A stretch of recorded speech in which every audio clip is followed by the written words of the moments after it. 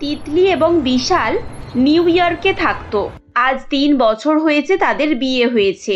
বিশালের ফ্যামিলিতে তার বাবা মা ছাড়া আর কেউই ছিল না, কিন্তু তাদের বিয়ের 1 বছর আগেই বাবা মা মারা যায়। বিদেশে চাকরি পাওয়ার পর বিশাল বিয়ে করে তিতলিকে নিয়ে চলে আসে।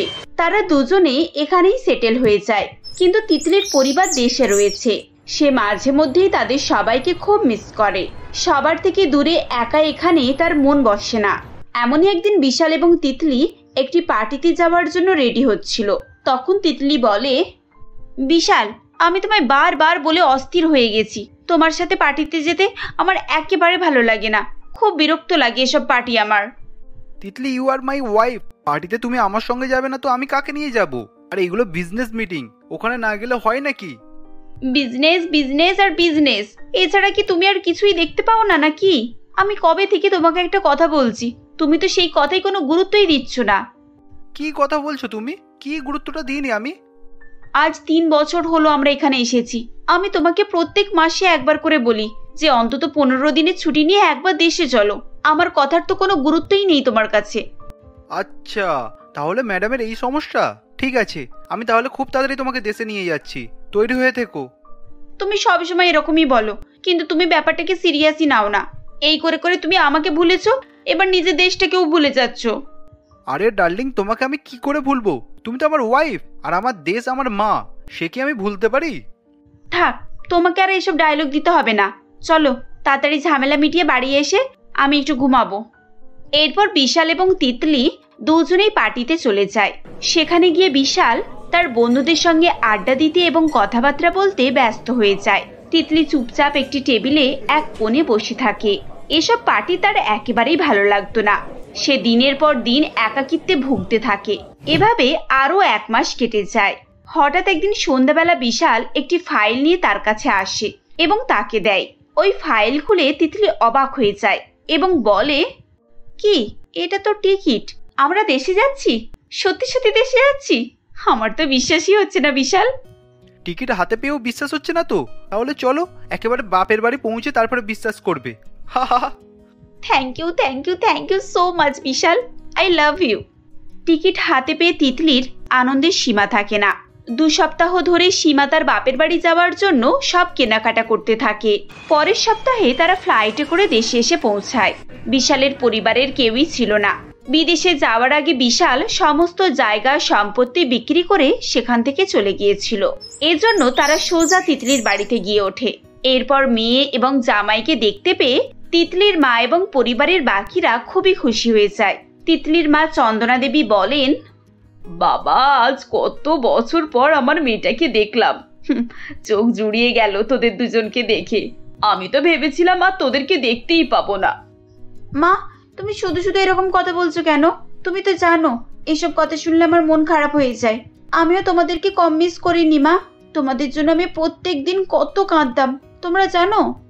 আচ্ছা দিদি, এখন তো কান্নাকাটি করার সময় নয়। তাহলে তোরা দুজন এখন কান্নাকাটি করছিস কেন? তুই তো মাত্র 2 সপ্তাহের জন্য বেড়াতে এসেছিস। এখন এসব বাদ দে, চল আমরা সবাই মিলে একটু এনজয় করি। তুই আমার জন্য কি গিফট এনেছিস শুনি? অনেক কিছু এনেছি, বিদেশের পারফিউম, লিপস্টিক আর তোর পছন্দের আইফোন। চলো মা, তোমাকেও তোমার গিফটটা দেখাই। বাবা কোথায়? বাবাকে দেখতে পাচ্ছি না তো। আরে তোর বাবা তোদের জন্য বাজার করতে গেছে, এবার ফিরে পড়বে। চলো বাবা, এবার হাত মুখ ধুয়ে বসো, আমি তোমাদের খাবার বেড়ে দিচ্ছি। আগে কিছু খাও, তারপরে কথা হবে। এরপর চন্দনা দেবী মেয়ে জামাইকে খুব খাতির করে খাওয়ান। এতদিন পর দেশে এসে জামাই খাতির পেয়ে বিশাল বেশ পেট ভরেই খেয়ে নেয় এবং বিছানায় শুতে চলে যায়। এমন সময় তিতলি তার কাছে গিয়ে বলে, কি ব্যাপার বিশাল, তুমি এখন এখানে ঘুমাতে এসেছো? এই তো সবে আমরা এলাম, চলো একটু গ্রামের দিকে ঘুরে আসি। আমার এখন খুব ঘুম পাচ্ছে, আমি এখন গ্রামে ঘুরতে যেতে পারবো না, তুমি যাও গিয়ে ঘুরে আসো। এই বলে বিশাল ঘুমিয়ে পড়ে। তিতলি একাই বেরিয়ে পড়ে। গ্রামের আত্মীয় স্বজন, পাড়া প্রতিবেশী, বন্ধু বান্ধব সবার বাড়িতে যায় এবং সবার সঙ্গে কথা বলে। তার বেশ ভালোই লাগছিল। এতদিন পর গ্রামের কিছু কিছু জিনিস ছিল যেটা একেবারেই পাল্টে গিয়েছিল, আবার কিছু কিছু জিনিস একদম পাল্টায়নি। ছোটবেলাকার অনেক স্মৃতি জড়িয়েছিল সবকিছুর সাথে। ঘুরতে ঘুরতে সে একটি পুরানো বটগাছের কাছে এসে দাঁড়ায় এবং তখন তার মনে পড়ে যায় ছোটবেলায় সে তার প্রিয় বন্ধু তুহিনের সঙ্গে এই বটগাছের তলায় খেলতে আসতো। সে বটগাছের আড়ালে কাউকে বসে থাকতে দেখে এবং এগিয়ে গিয়ে অবাক হয়ে যায়, কারণ সেখানে তুহিনই বসেছিল। তাকে দেখে তুহিন বলে, আরে তিতলি, তুই কেমন আছিস? অনেকদিন পর গ্রামের কথা মনে পড়লো। আমি ভালো আছি তুহিন, তুই কেমন আছিস বল? তুই তো একেবারে আমাকে ভুলেই গেছিস। গ্রামের সমস্ত বন্ধুরা মাঝে মাঝে আমাকে চিঠি লেখে, ফোন করে, কিন্তু তুই তো কোনো খবরই দিসনি। একেবারে যেন হারিয়েই গেছিস। কি আর বলবো বল, নিজের জীবনের ঝামেলায় যেভাবে জড়িয়ে আছি, এই পরিস্থিতিতে তোকে কিভাবেই বা চিঠি লিখবো আর ফোনই বা করবো। তোর কি হয়েছে? এই তুই এখন কি করিস? তুই তো বলেছিলিস পড়াশোনা শেষ করে তুই বিদেশে গিয়ে সেটেল হবি, কিন্তু তুই সেরকম তো কিছুই করছিস না। হ্যাঁ বলেছিলি, কিন্তু ওখানে কিছু সমস্যা হয়ে গেছে। আর তোর মতো যদি সকলে বিদেশে চলে যায় তাহলে দেশটাকে দেখবে কে বল? দাদা বৌদি দুজনেই তো শহরে গিয়ে বসবাস করে, মা বাবাকে দেখার জন্য তো আমাকে এখানেই থেকে যেতে হয়েছে। আচ্ছা চল একটু গ্রামের জঙ্গলি নদীর দিক থেকে ঘুরে আসি। অনেকদিন ধরেই ভাবছিলাম গ্রামে গেলে নদীর ধারে অবশ্যই ঘুরতে যাব। তোর সঙ্গে দেখা হয়ে গেল, বেশ ভালোই হলো। চল এবার নদীর ধারে বসে বসে তোর সমস্যার কথা শুনবো। এভাবেই তিতলি তার বন্ধু তুহিন দুজনেই নদীর ধারে বেড়াতে যায়। নদীর ধারে বসে তুহিন তার সমস্যার কথা তিতলিকে বলে। এদিকে বিশাল ঘুম থেকে উঠে তিতলিকে না পেয়ে একা একা বোর হতে থাকে। তখন সে তিতলির বোন মৌকে বলে, মৌ, তিতলি এখনো ফেরেনি? ও তো অনেকক্ষণ বেরিয়েছে, এখন তো এসে যাওয়ার কথা। জিজু, দিদি তো তুহিন দাদার সঙ্গে নদীর পাশে বেড়াতে গেছে। আমাদের পাড়ার কেতকির হাতে খবর পাঠিয়েছে। তুহিন দাদা? কে তুহিন দাদা? তোমাদের কোনো আত্মীয় নাকি? না না, তুহিনদা আমাদের আত্মীয় নয়। তুহিনদা তো দিদির বন্ধু। ছোটবেলা থেকে ওরা একসঙ্গে পড়াশোনা করেছে। স্কুলে সবাই বলতো ওরা একে অপরের প্রিয় বন্ধু। এতদিন পর প্রিয় বন্ধুর সঙ্গে দেখা হয়েছে, এত তাড়াতাড়ি আর বাড়ি ফেরে? বিকেল হয়ে যাবার পরও তিতলি বাড়ি ফিরছে না দেখে বিশাল তার খোঁজে বেরিয়ে পড়ে। নদীর ধারে এগিয়ে আসতে গিয়ে সে কয়েকটি মেয়ের কথা শুনতে পায়, যারা বলছিল, এই এই দেখ দেখ, এটা তিতলির স্বামী। বিদেশে কোনো বড় কোম্পানিতে চাকরি করে, শুনেছি নাকি অনেক টাকা। আরে বিদেশে চাকরি করুক আর লাখপতি হোক, তাতে আর কি? যে নিজের বউকে সামলে রাখতে পারে না, তার আবার কিসের টাকা জোর রে? ঠিকই বলেছিস, তিতলি তো এখানে এসে আগে ওই তুহিনের সঙ্গে দেখা করতে গেছে। আরে বাবা, প্রথম প্রেম, এত সহজে কি ভোলা যায়? টাকা পয়সা গাড়ি বাড়ি সব দুদিনের, এসব পুরনো হয়ে গেলে আবার মানুষকে ফিরে আসতে হয়। তুই যাই বলিস, এগুলো কিন্তু ঠিক না। একটা মেয়ের কাছে তার স্বামী সব থেকে আগে হওয়া উচিত। বিয়ের পর কিসের প্রেম আর কিসেরই বা বন্ধুত্ব রে? আমার তো মনে হয় মেয়েটার চরিত্রটাই ভালো নয়। তা না হলে কেন একা একা নদীর ধারে ওই ছেলেটার সঙ্গে এতক্ষণ ধরে গল্প করতে যাবে শুনি? এসব মহিলাদের কথা কিছু কিছু বিশালের কানে যায় এবং তার মাথা গরম হয়ে ওঠে। একটু এগিয়ে শুনতে পায়, তুই এত সহজে হার মানার ছেলে নয়। কেন তুই এভাবে ভেঙে পড়ছিস তুহিন? একটু সময় অপেক্ষা কর, দেখবি সব কিছু ঠিক হয়ে গেছে। আমার আর কিছুই ভালো লাগে না রে তিতলি। তুই যতদিন ছিলিস সব কি সুন্দর সহজভাবে পেয়ে যেতাম। এখন জীবনটা যে এত কঠিন হয়ে উঠেছে যে কোনো কিছু সমাধানই খুঁজে পাই না। আমাকে কেউ বুঝতেও চায় না। আমি কি চাই না চাই সেটাও কেউ বোঝে না। প্লিজ যা হোক করে আমাকে একটু সাহায্য কর। আমি আর পাচ্ছি না, আমার আর কিছু ভালোও লাগছে না। আমি তোকে কিভাবে সাহায্য করব তুহিন? আমার হাত পা বাঁধা। আমি আর কয়েকদিন পরেই তো বিদেশে চলে যাব। চাইলেও আমি তোর সঙ্গে কিছুই করতে পারবো না। এভাবে বলিস না তিতলি, তুই আমার শেষ ভরসা। তুই না সাথ দিলে আর কে দেবে বল? আর কারোর উপর আমার বিশ্বাসও নেই। এসব শোনার পর বিশাল সেখান থেকে বাড়ি ফিরে আসে। কিছুক্ষণ পর তিতলি এলে বিশাল তাকে বলে, কি ব্যাপার, তোমার প্রথম প্রেমের সঙ্গে দেখা করে চলে এসেছো? সেই জন্যই কি তুমি এখানে আসতে চেয়েছিলে? আমার সঙ্গে এত বড় বিশ্বাসঘাতকতা করতে তোমার একবারও লজ্জা করলো না? বিশাল, এসব তুমি কি বলছো? তুমি একবারও ভেবে দেখেছো তুমি যে আমার নামে এসব কথা বলছো তাতে আমার কেমন লাগছে? ও, তাহলে তোমার এসব শুনতে খারাপ লাগছে। আর তুমি যখন ওই ছেলেটার সঙ্গে আড়ালে বসে নিজের সমস্যার কথা বলছিলে তখন তোমার খারাপ লাগেনি? তুমিই বলো, আমাদের বিবাহ জীবনে কিসের এমন সমস্যা আছে যে তুমি আড়ালে গিয়ে ওই ছেলেটাকে এসব কথা শোনাচ্ছিলে? বিশাল, তুমি কিন্তু তোমার লিমিট ক্রস করে যাচ্ছ। এসব কথা বলে তুমি কি প্রমাণ করতে চাইছো শুনি? প্রমাণ আমি কিছু করতে চাই না তিতলি, প্রমাণ তো তুমি করে দিয়েছো।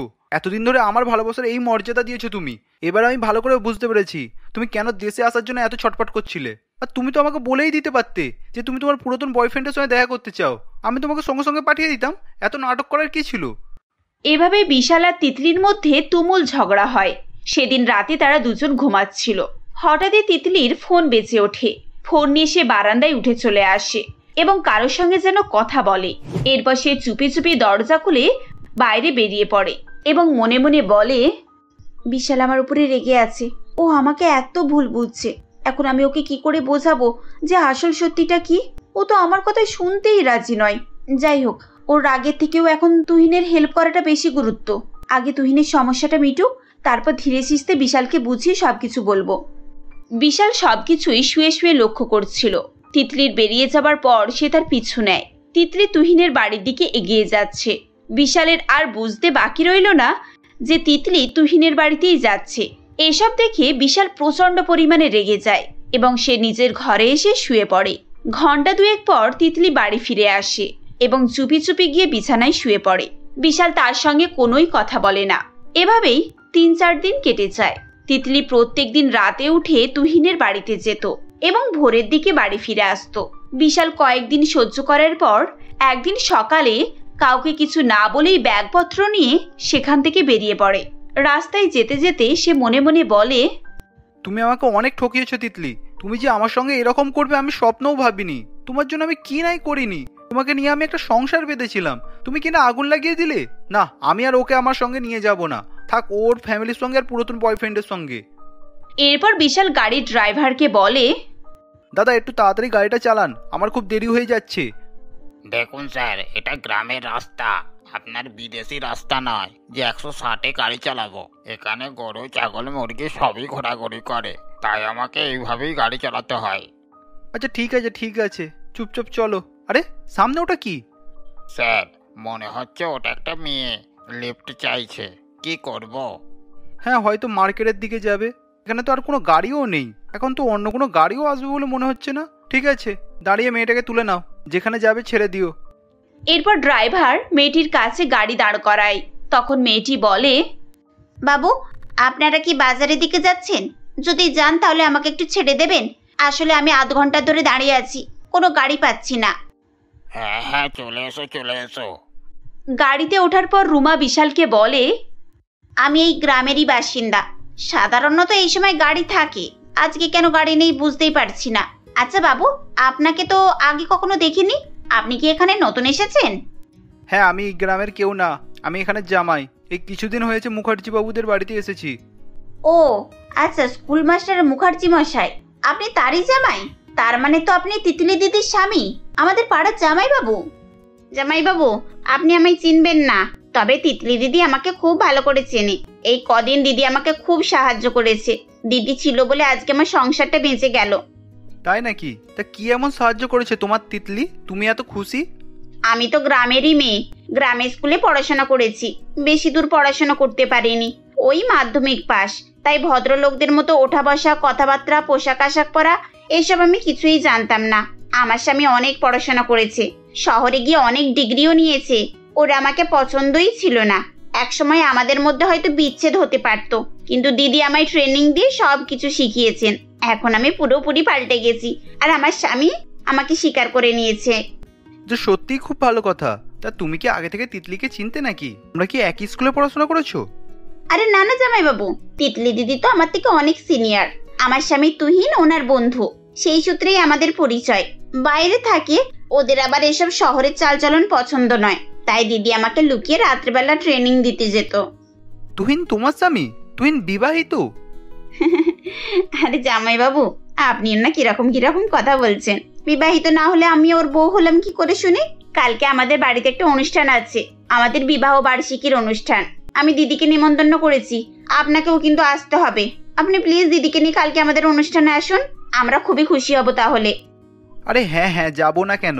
তোমার দিদি এত কষ্ট করে তোমাদের মিল করিয়েছে, সেই সুখের মুহূর্তে আমরাও অংশগ্রহণ করব।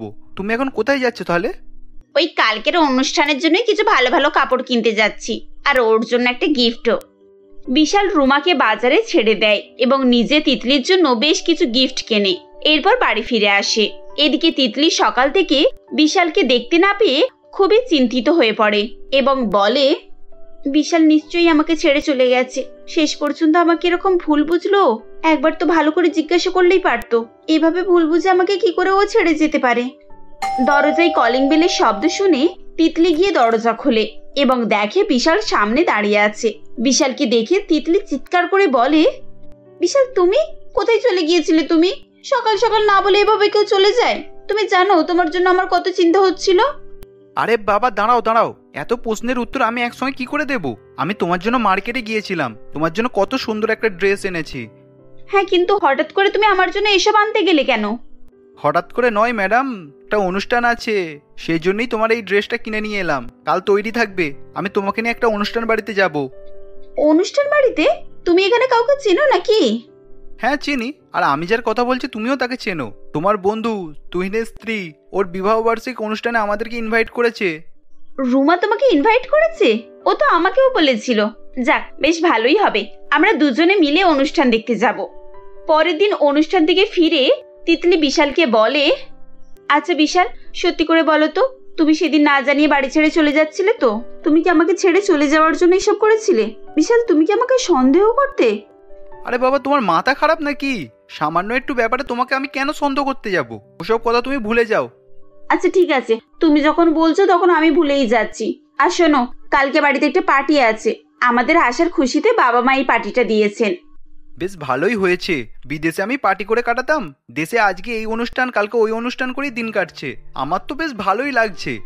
তারা দুজনে যখন এভাবে কথা বলে তখন সেখানে চন্দনা দেবী আসেন এবং তিতলিকে দুটো প্যাকেট দিয়ে বলেন, তিতলি, এই নে, এতে নতুন দুটো জামা আছে, তোরা জামাই বাবার জন্য তোর বাবা কিনে এনেছে। কালকের পার্টিতে তোরা কিন্তু এগুলো পরবি। আরে বাহ, এটাতে তো খুব সুন্দর কুর্তি আছে মা, এরকম পরতে আমার খুব ভালো লাগে। একেবারে সিম্পল আর কমফোর্টেবল ড্রেস, এটা দেখতেও খুব সুন্দর হয়েছে। থ্যাংক ইউ সো মাচ মা। যাক, তোর তাহলে পছন্দ হয়েছে এটা। আজকালকার মেয়েদের তো কুর্তি, শাড়ি, চুড়িদার এসব পরতেই দেখা যায় না। তার উপরে যদি কেউ শহর বা বিদেশ থেকে আসে, তার তো আর কথাই নেই।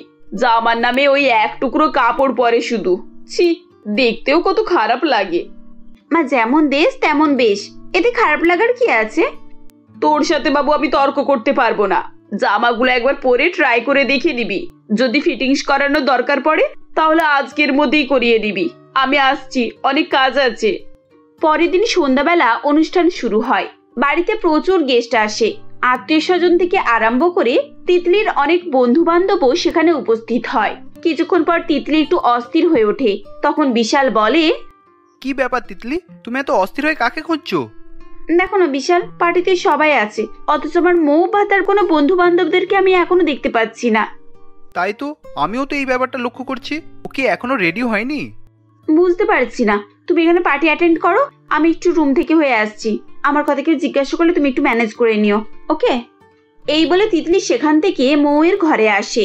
ভেতরে এসে দেখে মৌ ঘরে পরার কাপড় পরে মন খারাপ করে বসে আছে। তাকে দেখে তিতলি খুবই অবাক হয় আর বলে, আরে মৌ, তুই এখনো রেডি হসনি? পার্টিতে এলি না কেন? আর তোর বন্ধুরা কই? কাউকেই তো দেখছি না। আমার ভালো লাগছে না দিদি, আমার কোনো বন্ধু নেই, শুধুমাত্র একটাই বন্ধু আছে, রিয়া। আরে রিয়া হোক বা দিয়া, আমি তো পার্টিতে কাউকেই দেখতে পাচ্ছি না। রিয়া পার্টিতে আসবে না দিদি, ওর আজকে ডিস্ট্রিক্ট লেভেলের ব্যাডমিন্টন কম্পিটিশন আছে। জানো, রিয়া ব্যাডমিন্টন খেলতে পছন্দ করে, তাই ওর বাবা ওকে কোচিং দিয়ে ব্যাডমিন্টন শিখিয়েছে। আজ কম্পিটিশনের জন্য অফিস থেকে ছুটি নিয়ে সারাদিন ওকে সময় দিচ্ছে। ও কত লাকি। আজ যদি আমারও এরকম সাপোর্ট থাকতো তাহলে আমিও সুইমিং কম্পিটিশন করতে যেতে পারতাম। আরে এতে এত ভাবার কি আছে? তুই তো এমনিতেও ভালো সুইমিং করতে পারিস, তুই চাইলেই কম্পিটিশন গুলো যোগদান করতে পারিস তো। দিদি, বললেই কি আর কম্পিটিশনে যোগদান করা যায়? তুমি জানো তো বাবা মা কেউ আমাকে সাপোর্ট করবে না। আচ্ছা ঠিক আছে, তুই এত চিন্তা করিস না, আমি আজকে বাবা মার সাথে কথা বলবো। তুই এখন চল, কিছুক্ষণের জন্য পার্টিতে গিয়ে সবার সঙ্গে কথাবার্তা বল, নাহলে সবাই খুব খারাপ ভাববে। দিদির কথা শুনে মৌ পার্টিতে গিয়ে যোগদান করে, কিন্তু তার মন ভালো হয় না। লোকজন চলে যাবার পর তিতলি তার বাবা মার কাছে গিয়ে মৌয়ের সাঁতার শেখার কথা বলে, যা শুনে দীনেশবাবু বলেন, আরে কি সাঁতার শিখবি? সাঁতার কি ট্রেনিং নিয়ে শেখার জিনিস? সাঁতার তো পাড়ার বাচ্চারা এমনিতেই শিখে যায়। তাছাড়া ও তো ভালোই সাঁতার কাটতে পারে, শেখার কি আছে? বাবা, শুধু শিখলে হবে না, প্রপার ট্রেনিং দিয়ে ঠিকভাবে শিখতে হবে, যাতে করে কম্পিটিশনে যোগদান করতে পারে। না না, ওসব টম্পিটিশনে যেতে হবে না, ওসব করতে গেলে পড়াশোনার ক্ষতি হবে। তোর বাবা একদম ঠিক বলেছে। তাছাড়া সুইমিং যারা করে তাদেরকে কোনোদিনও ভালো করে দেখেছিস? কেমন সব ছোট ছোট পোশাক পরে, ছি ছি ছি ছি ছি। তারপর রোদে জলে ওর গায়ের রং কালো হয়ে যাবে, তখন তোর বিয়ে শাদী দিতে ঝামেলা হবে।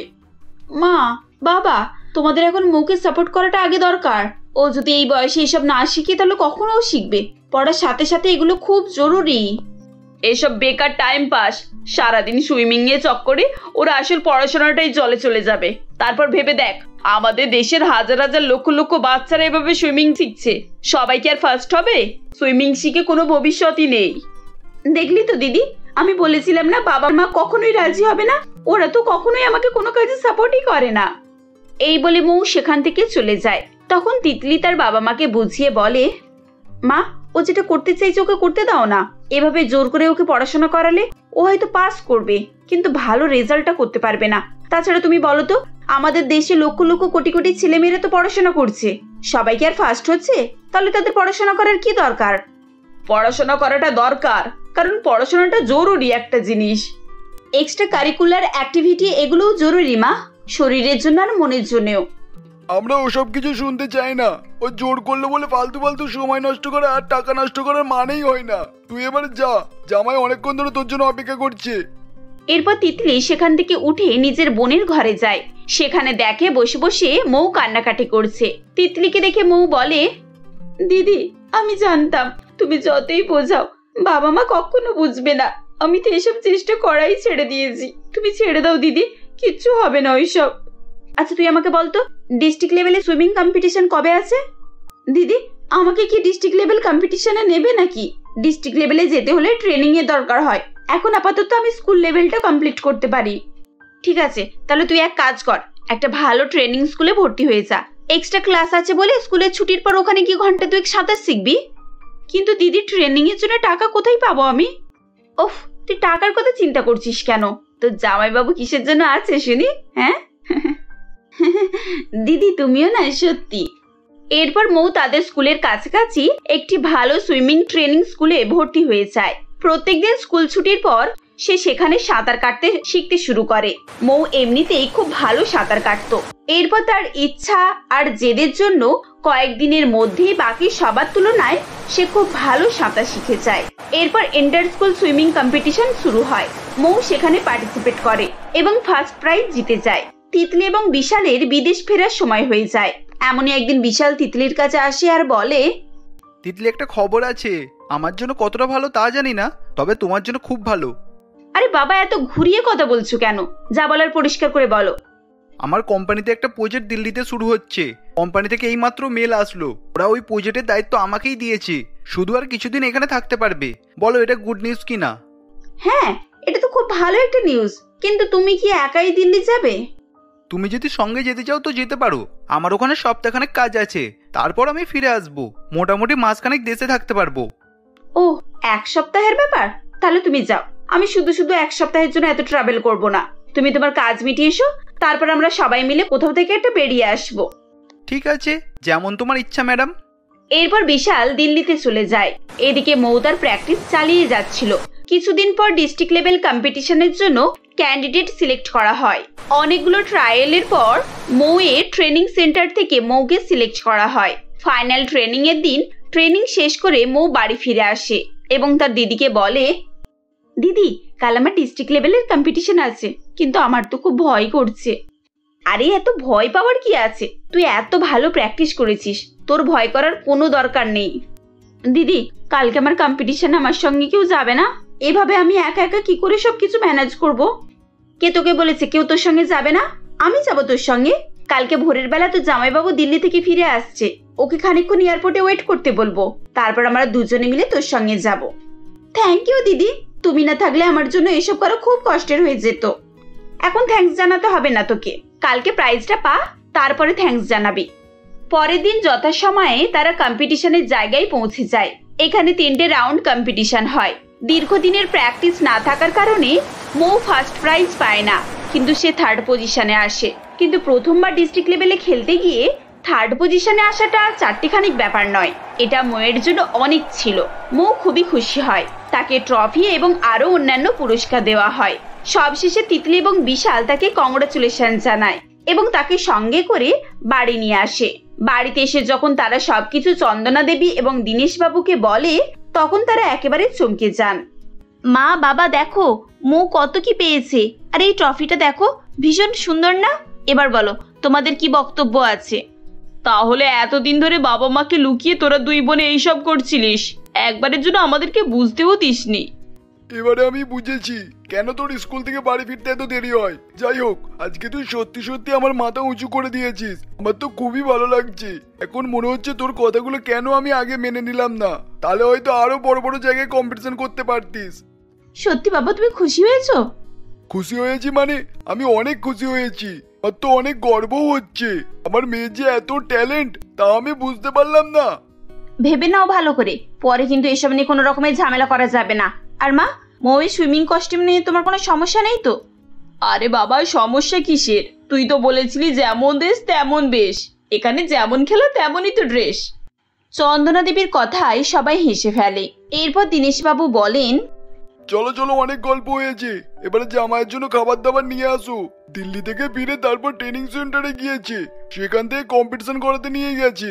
বেচারার আজকে অনেক ধকল গেছে। ও হ্যাঁ হ্যাঁ, খাবার সব রেডি হয়েই আছে।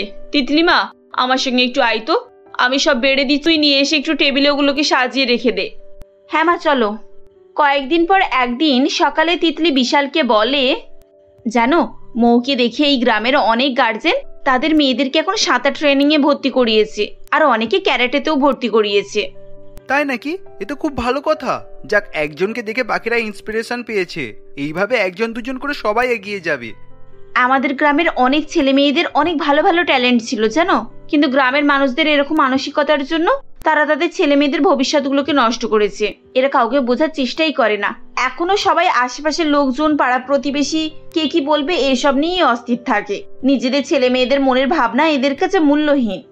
তিতলি এবং বিশাল যখন এভাবে বলছিল তখন সেখানে চন্দনা দেবী আসেন। কি মূল্যহীন? কার কথা হচ্ছে শুনি? আরে মা তুমি, ও তেমন কিছু না, আমি এমনি বিশালের সঙ্গে পুরানো দিনের সব গল্প করছিলাম। তোদের ছুটি তো আরো 15 দিন বাকি, চল না একবার তোর কাকিমাদের বাড়ি থেকে ঘুরে আসি।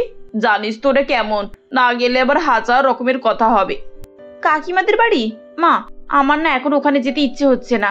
আর সব থেকে বড় কথা হলো আজকে আমার একটা বিদেশি বান্ধবী আসবে।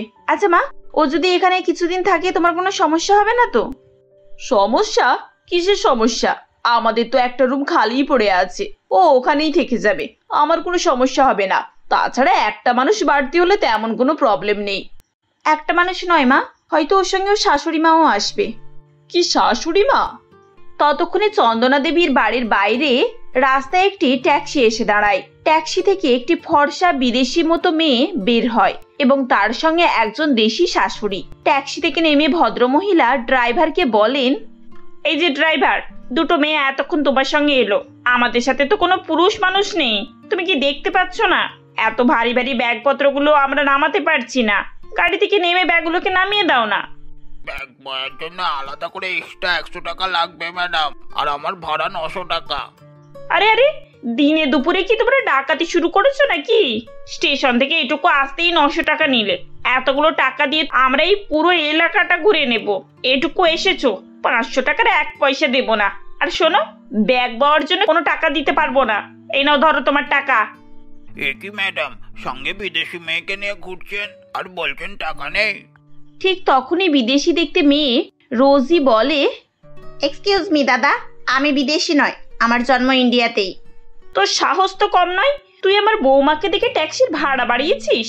দাঁড়া, তোকে আমি এক্ষুনি থানায় নিয়ে যাব। জানিস আমি কে? তোর অবস্থা না একদম খারাপ করে দিতে পারি আমি। আরে আরে ম্যাডাম, এত রেগে যাচ্ছেন কেন? আমার ভুল হয়েছে, আপনি যা টাকা দিয়েছেন আমার তাতেই হয়ে যাবে। এই নিন আপনার ব্যাগ, আমাকে এবার ছুটি দিন, আমি এবার বাড়ি ফিরে যাই। এই বলে ড্রাইভার তাড়াহুড়ো করে সেখান থেকে চলে যায়। চৈতালি দেবী এসব দেখে হাসতে থাকেন এবং তার বৌমাকে বলে, দেখলে তো বৌমা, এইসব মানুষদেরকে এভাবেই সাহায্য করতে হয়, এরা না হলে সবাইকে ঠকিয়ে চলে যাবে। ইয়েস মাম্মিজি, আপনি একদম ঠিক কথা বলেছেন। এসব আপনি ছাড়া আর কেই বা পারবে বলুন? যাই হোক, আমার মনে হয় ঠিক অ্যাড্রেসেই এসেছি। আরে ঠিক আসবো না মানে? তুমি কি আমাকে এতটাই কাঁচা ভেবেছো? একবার যে অ্যাড্রেস আমি চোখে দেখে নিই সেটা আর কখনোই ভুলি না। কিন্তু মাম্মিজি, আপনি তো এই অ্যাড্রেসটা চোখে দেখেননি। আরে বাবা, অ্যাড্রেসের লেখাটা তো চোখে দেখেছি, আমি সেটারই কথা বলছি। বিদেশে তোমাদেরকে কি খাইয়ে সবকিছু ভুলিয়ে দেয় কে জানে। বিদেশিরা খুব একটা চালাক হয় না। চলো এবার ভেতরে চলো। তিতলি তার বান্ধবী রোজিকে দেখে খুব আনন্দিত হয় আর বলে, আরে রোজি, তুই কেমন আছিস? আজ কত বছর পর তোর সঙ্গে দেখা হলো বলতো? ইয়েস মাই ফ্রেন্ড, অনেক দিন পর দেখা হলো। Now tell me, how are you? Aunty, আপনারা সবাই কেমন আছেন? আমরা সবাই ভালো আছি মা, তোমরা বসে গল্প করো, আমি তোমাদের জন্য জল আনছি। ঠিক এমন সময় চৈতালি দেবী কাশতে আরম্ভ করেন এবং বলেন, এই গরমে জল খেয়ে কি করবো? ঠান্ডা ঠান্ডা কোল্ড ড্রিঙ্কস আছে একটু, সেটাই নিয়ে আসুন। আমরা এখন জল খাবো না, একটু কোল্ড ড্রিঙ্কস খাবো। হ্যাঁ মানে আমি কোল্ড ড্রিঙ্কসই নিয়ে আসতাম। ও আচ্ছা, তাই নাকি? তাহলে আমার বলাটা বেকার হলো। আচ্ছা, যখন কোল্ড ড্রিঙ্কস নিয়েই আসছেন তাহলে সঙ্গে একটু সিঙ্গারা, নিমকি আর একটু অন্যান্য স্ন্যাক্সও নিয়ে চলে আসুন। জানেন তো, সেই সকালে বেরিয়েছি, রাস্তায় কিছুই খাওয়া হয়নি। হ্যাঁ হ্যাঁ, আমি সব নিয়ে আসছি। মা চলো, আমি তোমায় একটু হেল্প করে দিই। রান্নাঘরে গিয়ে চন্দনা দেবী তিতলিকে বলেন, এই তিতলি, তোর বান্ধবীর শাশুড়িটা একটু অদ্ভুত না? এরকম লোকের বাড়িতে গিয়ে কেউ চেয়ে খাবার চাই? আমি তো বাবা বাপের জন্মে এরকম কুটুম দেখিনি। আমিও তো সেটাই ভাবছি মা, ওনার বিহেভিয়ারটা আমার একটুও ভালো লাগছে না। কি আর করবো বলো, 10টা দিন একটু সহ্য করে কাটিয়ে দাও। কি 10 দিন? 10 দিন কি আর অল্প সময়? 10 দিন এই মহিলাকে সহ্য করা না খুব একটা সহজ হবে বলে তো আমার মনে হয় না। তবে রোজি মেয়েটা খুবই ভালো, ওর সাথে কথা বলে আমার মন ভরে গেল। হ্যাঁ মা, রোজি খুবই ভালো, আর দেখতেও কত মিষ্টি। কিছুক্ষণ পর চন্দনা দেবী এবং তিতলি চৈতালি দেবীর জন্য অনেক কিছু খাবার তৈরি করে নিয়ে আসে। তারা তাদেরকে খেতে বলে। এমন সময় কলিং বেল বেজে ওঠে। দরজা খুলে চন্দনা দেবী দেখেন তার ছোট যা মালিনী এসেছে। আরে মালিনী, তুমি? হ্যাঁ দিদি, তোমার মেয়ে এখানে এসেছে আজ কতদিন হয়ে গেল। সে তো আর আমার সঙ্গে দেখাই করতে এলো না। তার যে একটা কাকিয়া আছে, কাকু আছে, সে চিন্তা তো তার নেই। বিদেশ থেকে এসে শুধু বাবা মার সঙ্গে দেখা করে আবার ফিরে যাওয়ার প্ল্যান করছে বুঝি? আরে আরে, এরকম কোনো ব্যাপার নয়। আমরা তো আজকেই সকালে তোমাদের কথা বলছিলাম, একটা দিন ঠিক করে আমরা ওখানে যেতাম। থাক থাক, তোমরা কত আমাদের কথা বলছিলে আর কত যেতে, সে আমার সব জানা আছে। এখন আমি এসে পড়েছি সেজন্য এসব কথা শোনাচ্ছ। কই একবারে তো ফোন করে ডেকেও পাঠালে না। উনি তো খুবই রেগে আছেন। ভাইজি বিদেশ থেকে এসে একবারের জন্য কাকাকে দেখতে এলো না। আচ্ছা ঠিক আছে, তুমি এখন ভেতরে এসো, ভেতরে এসে কথা বলো। মালিনী দেবী ভেতরে এসে টেবিলের উপরে রাখা খাবারগুলো দেখে বলেন, আরে বাহ, আমি আসার আগে এত সব কিছু খাবার এখানে রেডি হয়ে আছে। দেখি তো মনে হচ্ছে সবকিছু একেবারে গরম গরম তৈরি করা হয়েছে। বেশ ভালো গন্ধ বেরোচ্ছে কিন্তু। মালিনী দেবীকে দেখে এবং তার কথা শুনে চৈতালি দেবী একটু তাচ্ছিল্য করে বলেন, এই যে আন্টি, এসব আপনার জন্য নয়, দেখতে পাচ্ছেন না আমরা এখানে আগে থেকে উপস্থিত আছি। আমার জন্য আনা হয়েছে, এসবগুলো আমিই খাবো। এত সব কিছু আপনি একা খাবেন নাকি? আর দেখুন, মিলেমিশে খেলে ভালোবাসা বাড়ে, সবাইকে দিয়ে খেতে হয়। ছোটবেলায় এসব কিছু আপনি শেখেননি নাকি? আমি ছোটবেলায় কি শিখেছি না শিখেছি সেটা আপনাকে এখন বুড়ো বয়সে শিখিয়ে দিতে হবে না। আর আমার আপনার সঙ্গে ভালোবাসা বাড়িয়ে কোনো কাজই নেই। আপনি আপনারটা বুঝুন আর আমি আমারটা দেখছি। ঠিক এমনই সময় চন্দনা দেবী তাদেরকে থামিয়ে বলেন, আচ্ছা আচ্ছা দিদি, আপনি আপনার খাবারগুলো খেয়ে নিন। আর মালিনী, আমি তোমার জন্য অন্য প্লেট আনছি, একটু বসো। ঠিক আছে, তুমি যখন আলাদাভাবে আনবে বলছো তাহলে আনো, আমার তো বাবা খেলেই হলো। আর এই যে যার সঙ্গে দেখা করতে এলাম, সে তো দেখি মুখ বন্ধ করেই বসে আছে। এই কি খবর রে, এভাবে এত রোগা হয়ে গেলি কেন? জামাই বুঝি ভালো করে খেতে টেতে দেয় না? আরে কাকিমা, কি সব বলছো? খেতে দেবে না কেন? আমি তো বেশ ভালো মন্দই খাই, তবে সবসময় এক্সারসাইজ করি তো, তাই শরীরটা ফ্যাট জমে না। তোদের আজকালকার কি সব কথাবার্তা বাবু বুঝি না। বিয়ের পর মেয়েরা একটু মোটা সোটা না হলে কি মানায়? সেই আগের মতো ডিং ডিঙে হয়েই আছিস। তুমি এসবের কি বুঝবে? খেয়ে দিয়ে তো একেবারে হাতি হয়ে আছো, এগুলোকে ফিটনেস বলে? হ্যাঁ, সে তো তোমায় দেখে বোঝা যাচ্ছে। একসঙ্গে এতগুলো প্লেট নিয়ে বসে আছো, তুমি আবার ফিটনেসের কি কথা বলছো? যাই হোক, আমি আমার ভাইজির সঙ্গে কথা বলছি। কিছুক্ষণ পর চন্দনা দেবী সবাইকে তার বাড়ির সামনের বাগানে নতুন নতুন ফুল গাছ দেখতে নিয়ে যান। নতুন সব ফুল দেখে রোজি খুবই আনন্দ পায়। এরই মাঝে মালিনী দেবী তার সংসারের কথাই চালিয়ে যান। কিছুক্ষণ পর তিনি আবার তিতলিকে বলেন, তা হ্যাঁ রে, এখনো বাচ্চা কাচ্চা হয়নি কেন রে? তোর তো বিয়ে হয়েছে 3 বছর হয়ে গেল। মালিনী দেবীর কথা শুনে তিতলি একটু অস্বস্তিতে পড়ে যায় আর বলে, কাকিমা, এসব নিয়ে আমি এখন ভাবিনি। কি ভাবিসনি? কেন ভাবিসনি? আরে ওরা এখন এইসব নিয়ে প্ল্যান করেনি, এটাই বলছে। দেখো দিদি, এসব কথা না তোমরা বাইরের লোককে বলবে, আমরা ঘরের লোক, আমাদের কাছে কিছু লুকিয়ে লাভ নেই। আমি জানি ও নিশ্চয়ই বিয়ের পর কোনো ওষুধ টষুধ খেয়েছিল, যার জন্য ওর বাচ্চা আসতে সমস্যা হচ্ছে। আজকালকার মেয়েরা সব তো এসবই করে যাচ্ছে। বিয়ের প্রথম এরা এসব ব্যাপারগুলোকে গুরুত্ব দেয় না, তারপর হাজার মাথা ঠুকে মরে গেলেও কিছু করার থাকে না। হ্যাঁ হ্যাঁ, ওরা এবার বাচ্চা কাচ্চা নিয়েই নেবে। আরে নিয়ে নেবে বললেই কি আর নিয়ে নেওয়া যায়? ওইসব মুখের কথা। এখন 3 বছর নষ্ট করেছে, দেখো না আগামী 5 বছরেও কোনো ফল হবে কিনা। তারপর ডাক্তারের দৌড়ে দৌড়ে ঘুরে জীবন শেষ। মালিনী দেবীর কথায় সবাই যখন চুপচাপ শুনছিল, তখনই চৈতালি দেবী আর কিছু সহ্য করতে পারেন না এবং তিনি বলেন, আচ্ছা ওরা বাচ্চা নেবে কি নেবে না এটা তো ওদের পার্সোনাল ব্যাপার, আপনি এতে এত মাথা ঘামাচ্ছেন কেন? আপনাকে কি এখানে এসব আলোচনা করতেই ডাকা হয়েছে? এই, আপনি আমার সঙ্গে এভাবে কথা বলছেন কেন? আমি তো আমার বাড়ির মেয়ের সঙ্গে কথা বলছি, সব সময় মাঝে আপনাকে কথা বলতে হবে না? তাই নাকি? বাড়ির মেয়েদের সঙ্গে বুঝি আত্মীয় স্বজনরা এভাবে কথা বলে? আপনার একটা প্রশ্নে তিতলি কতটা খারাপ লেগেছে আপনি সেটা লক্ষ্য করে দেখেছেন? শুধু মুখ খুলে কথা বললেই হয় না, সেই কথার দায়িত্ব আপনাকে নিজেকেই নিতে হবে। আর যদি সেই দায়িত্ব নিতে না পারেন, তাহলে এখানে কথা না বাড়িয়ে নিজের বাড়িতে গিয়ে যত পারে চিৎকার চেঁচামেচি করতে পারেন। তার মানে আপনি কি আমাকে বাড়ি থেকে চলে যেতে বলছেন? আপনারা বাইরের অতিথি হয়ে আমাকে এভাবে বলতে পারছেন? আপনি ঘরের মানুষ হয়ে যখন এই সামান্য সামাজিকতাটা বোঝেন না, যে বাইরের অতিথির সামনে এসব কথা বলা যায় না, তখন বাইরের অতিথি হয়ে আমাকে তো আপনাকে জবাব দিতেই হবে। কোথা থেকে সব লোকজন জুটিয়েছে কে জানে, তার আবার আমাকে কথা শোনাচ্ছে, আর বাকি সদস্যরা সব দাঁড়িয়ে দাঁড়িয়ে শুনছে। থাকবো না, আমি এখানে এক মুহূর্তের জন্য থাকবো না, এই আমি চলে যাচ্ছি। এই বলে মালিনী দেবী ঝড়ের বেগে সেখান থেকে চলে যান। তখন চন্দনা দেবী চৈতালি দেবীকে বলেন, দিদি, আপনার মালিনীকে ওভাবে বলাটা উচিত হয়নি। যতই যাই হোক, আপনারা আমাদের অতিথি, কিন্তু ও তো আমার বাড়ির সদস্য। আন্টি, আপনি আপনার বাড়ির সদস্যের মন রাখতে গিয়ে নিজের মেয়েকে কতটা মন ভাঙছেন সেটা দেখেছেন? দেখুন তিতলি কিভাবে মাথা নিচু করে দাঁড়িয়ে আছে, ওর কষ্টটা একবার বুঝুন তো। আমার মনে হয় আপনি শুরু থেকেই এই বিষয়ে কোনো গুরুত্ব দেননি, সেজন্যই ওই মহিলা আপনার মেয়েকে এত কথা শোনাতে পারলো। আরে মা, কাকি, মাসি, এরা তো মেয়েদের মনে সাহস যোগায়, নাকি এভাবে তাদেরকে সবার সামনে ছোট করে আর অপমান করে? যদি আত্মীয় স্বজন এরকম হয়, তার থেকে তো আত্মীয় স্বজনের সঙ্গে সম্পর্ক না রাখা অনেক ভালো। চৈতালি দেবীর কথা শুনে চন্দনা দেবী একেবারে চুপ করে যান। আপনারা ঠিকই বলেছেন দিদি, আমি এই বিষয়গুলো নিয়ে আগে কখনো ভেবে দেখিনি। সত্যি তো, আমার মেয়ে কোনো অংশে কম আছে নাকি? কেন ওকে শুধু শুধু লোকজনের এসব কথা শুনতে হবে? এটা ওর জীবন, ও কি করবে না করবে সম্পূর্ণরূপে ওর ব্যক্তিগত ব্যাপার। এখানে তো অন্য কারোর বলার কোনো অধিকার নেই। তিতলি, তোর খারাপ লেগেছে না রে মা? একটু আগে পর্যন্ত খারাপ লাগছিল মা, কিন্তু এখন আর কিছু মনে হচ্ছে না। তুমি যদি এভাবে আমাকে সাপোর্ট করো, তাহলে পাড়া প্রতিবেশী, আত্মীয় স্বজন, এদের কথায় আমার কিচ্ছু যায় আসে না। এরপর তারা সবাই মিলে অনেক গল্প গুজব করে এবং খাওয়া দাওয়া করে। চৈতালি দেবী সবাইকে হাসাতে থাকেন। কিছুক্ষণ পর তিনি বলেন, রোজি, তিতলি, তোমরা দুজনে এবার নিজেদের মধ্যে গল্প করো। দুই বান্ধবী এতদিন পরে দেখা করেছো, এই বুড়োদের সঙ্গে বসে বসে বেকার সময় নষ্ট করো না। আমি একটু তোমাদের গ্রামটা ঘুরে আসি। চন্দনা, তুমি কি করবে এখন? আমাকে তো রান্না বান্না বসাতে হবে। ওকে ফাইন, তাহলে আমি একাই গ্রামটা ঘুরে আসি। বাই।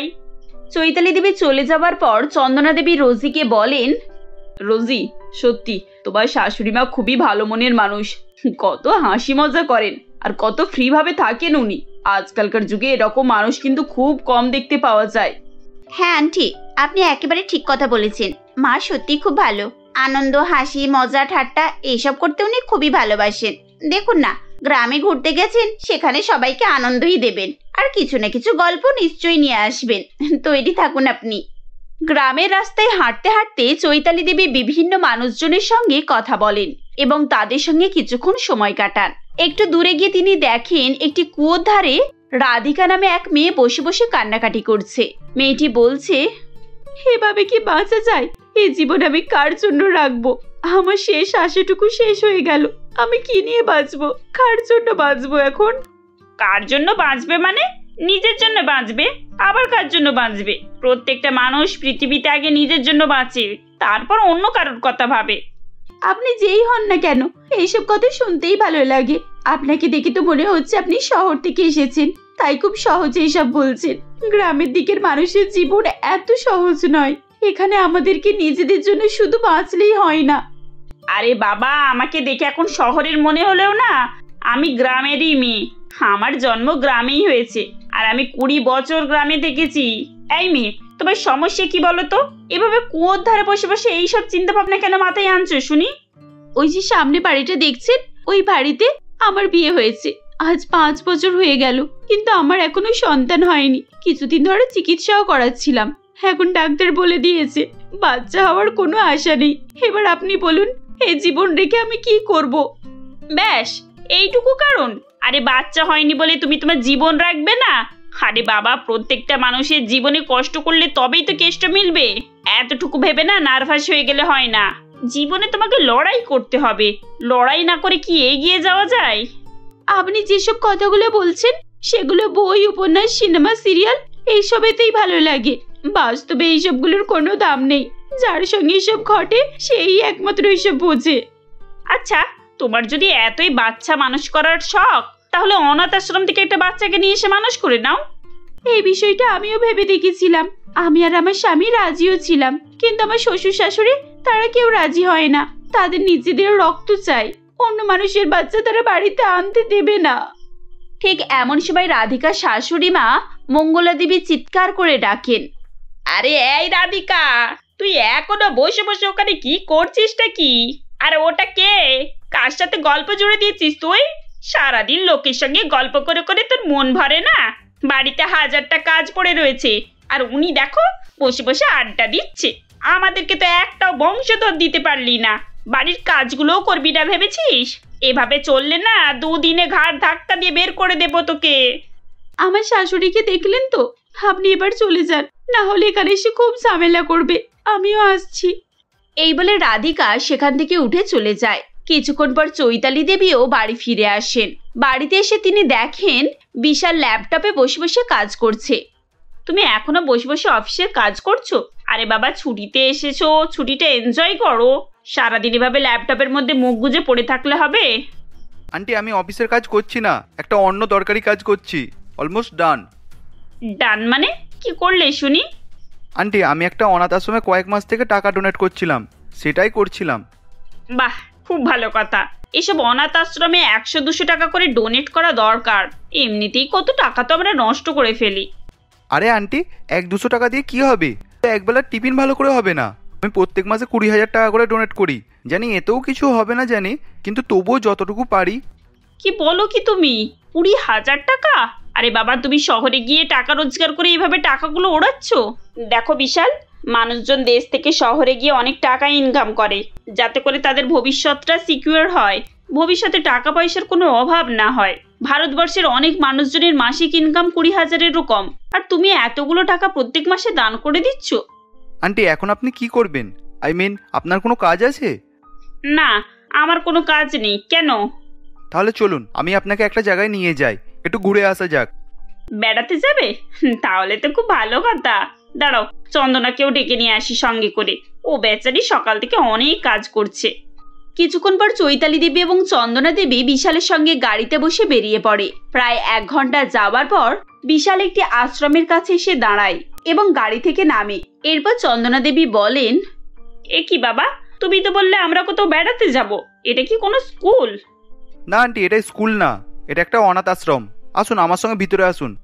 চৈতালি দেবী এবং চন্দনা দেবী বিশালের সঙ্গে অনাথ আশ্রমের ভেতরে যায়। কিছুক্ষণ ঘোরাঘুরি করার পর চারপাশের অসহায়, গরিব, দুঃখী এবং মা বাবাহীন বাচ্চাদের দিকে তাদের দুজনের খুবই কষ্ট হয়। চৈতালি দেবী বলেন, আমাদের দেশে এত এত বাচ্চা আছে যে এভাবে কষ্ট পাচ্ছে, তাই এখানে না এলে বুঝতেই পারতাম না। এদের কষ্ট দেখে আমার বুকটা ফেটে যাচ্ছে। হ্যাঁ সত্যি, বাচ্চাগুলো হয়তো দুবেলা ভালো করে খেতেও পায় না। পড়াশোনা আর অন্যান্য বিলাসিতা তো অনেক দূরের ব্যাপার। আন্টি, আমি এখানে এই জন্যই তো প্রতি মাসে কিছু কিছু করে টাকা ডোনেট করি। জানি তাতে খুব একটা পরিবর্তন হবে না, কিন্তু বসে থাকতে পারি না। সবাই যদি একটু একটু করে এই প্রোগ্রামে অংশগ্রহণ করে, তাহলে হয়তো আমরা এদের মুখে একটু হাসি ফোটাতেও পারবো।